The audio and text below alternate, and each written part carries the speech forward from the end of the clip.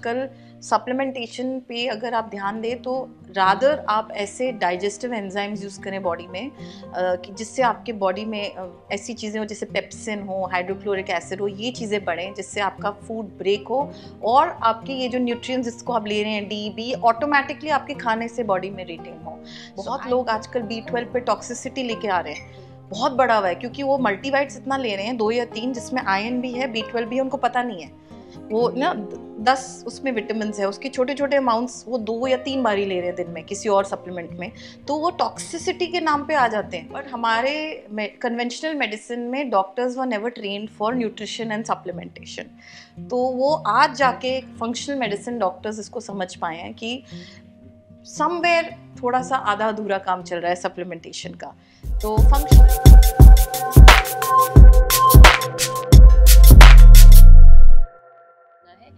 Weather कितना impact करता है कि वेदर के हिसाब से, क्योंकि जो चीज़ हम गर्मी में खा सकते हैं उसकी तासीर अलग होती है, सेम फूड ठंड में बदल जाती है, तो क्या वेदर भी गट हेल्थ पर बहुत इम्पैक्ट करता है? डेफिनेटली। आपका एक ग्लैंड जो टेम्परेचर, आपकी बॉडी के टेम्परेचर को भी मैनेज करता है खाने के साथ, वो है थायराइड ग्लैंड। तो उस जी हार्मोन को अच्छा नहीं लगता है कि आप उसमें ऐसी कोई चीज़ ज़्यादा डालें जिससे टेम्परेचर आपका इंटरनल बॉडी का और बढ़े उस टाइम पे जब आउटसाइड टेम्परेचर बढ़ा हुआ है। सो आप जो कह रहे हैं बिल्कुल ठीक है, ऐसे खाने सबको अब समझ है कि there are winter foods and summer foods, ये इस थायराइड ग्लैंड को काम रखता है and it can manage the changes in the body temperatures because of it. So yes, stick to that policy, it works. तो शिवानी, जैसे बोलते हैं कि फर्मेंटेड फूड्स होते हैं जैसे किमची, कोम्बुचा, ये सब हमारी गट हेल्थ के लिए अच्छा होता है, लेना चाहिए, लेकिन वहीं कई लोग हैं जो कहते हैं नहीं नहीं नहीं नहीं नहीं, ये तो एसिडिटी क्रिएट करता है। ऐसा क्यों? किसी को सूट होता है, किसी को एसिडिटी क्रिएट करता है, ऐसा क्यों होता है? डेफिनेटली फर्मेंटेड फूड्स, जब हम गट हेल्थ की कोई भी प्रोग्राम भी करते हैं ना, उनको सीधा फर्मेंटेड फूड्स कभी नहीं देते हैं। आपकी आई गिव यू एग्जांपल, आपके पास एक गार्डन है जिसमें ओल्ड वीड्स पड़े हुए हैं, मतलब वो खराब है ग्रास, तो आप सीधा नया ग्रास नहीं डालेंगे ना, उसमें क्या करेंगे, पहले उसको खुरपी करके क्लीन करेंगे ना, फिर। तो यही फर्मेंटेड का है कि आप और लाइव बैक्टीरिया डाल रहे हैं, पहले वाले में इतनी इन्फेक्शन चल रही है, फंगस होता है बहुत बॉडीज़ में।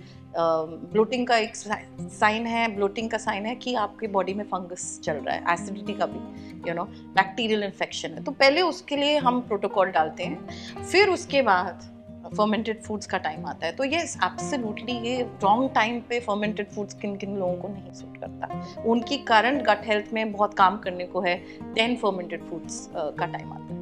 डिपेंड करता है बेसिकली। या you should know that, everybody should know कि सीधा आपने कभी ट्राई नहीं किया फर्मेंटेड फूड्स, एंड ये नॉर्मली काफ़ी कुछ प्रोसेस्ड इसमें शुगर होते हैं, तो ऑलरेडी काम खराब। आप फर्मेंटेड फूड्स के नाम पे इसमें ग्लूकोज डाल के ले रहे हैं, तो और इन्फेक्शन क्रिएट कर रहे हैं बॉडी में। सो बहुत सारी प्रॉब्लम्स हैं आज के पैकेटेड कम्बुचास में वगैरह, as well. You have to be little careful कि वो भी शायद एसिडिटी क्रिएट कर रहा हो।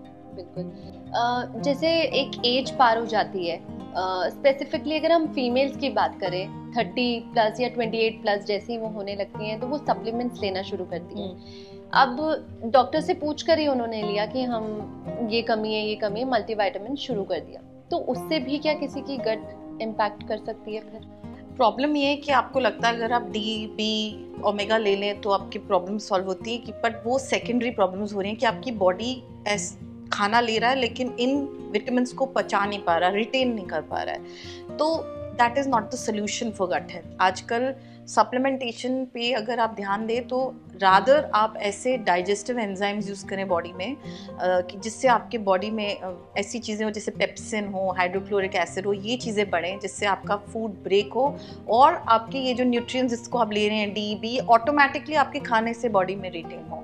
सो आई थिंक कि सप्लीमेंटेशन के नाम पे थोड़ी कन्फ्यूजन चल रही है कि कौन से सप्लीमेंट्स लेने चाहिए और कौन से टाइम पे लेने चाहिए। आई थिंक थोड़ा सा न्यूट्रिएंट्स पे ज़्यादा लोग ध्यान देते हैं, उससे सोल्यूशन आपकी गट हेल्थ पे थोड़ा 15-20% इम्पैक्ट हो जाता है, बट पर्सन टू पर्सन ये चीज़ कस्टमाइज होनी चाहिए ऑनेस्टली। तो हर किसी को सेम सप्लीमेंट्स काम करें ये ज़रूरी नहीं? बिल्कुल भी नहीं। बहुत लोग आजकल B12 पे टॉक्सिसिटी लेके आ रहे हैं, बहुत बढ़ा हुआ है क्योंकि वो मल्टीवाइट्स इतना ले रहे हैं 2 या 3 जिसमें आयरन भी है, B12 भी है, उनको पता नहीं है। वो ना 10 उसमें विटामिन है, उसके छोटे छोटे अमाउंट्स वो 2 या 3 बार ही ले रहे हैं दिन में किसी और सप्लीमेंट में, तो वो टॉक्सिसिटी के नाम पे आ जाते हैं और इतने इरिटेशंस गट में हो रहे हैं क्योंकि ये सिंथेटिक वर्जन्स हैं जो बॉडी में अवेलेबल भी आपको they are not bioavailable जिसको कहते हैं। तो प्रॉब्लम सप्लीमेंटेशन में ये है कि सिंथेटिक और प्योर का भी आजकल बहुत काम है। So it's a completely different science और इसको सब नहीं जानते। And in fact I don't want to say this but थोड़ा सा स्कैंडलस स्टेटमेंट है, बट हमारे कन्वेंशनल मेडिसिन में doctors were never trained for nutrition and supplementation. तो वो आज जाके फंक्शनल मेडिसिन डॉक्टर्स इसको समझ पाए हैं कि समवेयर थोड़ा सा आधा अधूरा काम चल रहा है सप्लीमेंटेशन का। तो फंक्शनल मेडिसिन के एक्सपर्ट्स या डॉक्टर्स के पास जाएं तो हम लोग ट्रेंड हैं सप्लीमेंटेशन में और न्यूट्रिशन में। तो यहाँ पर थोड़ी सी हमारी चल रही है।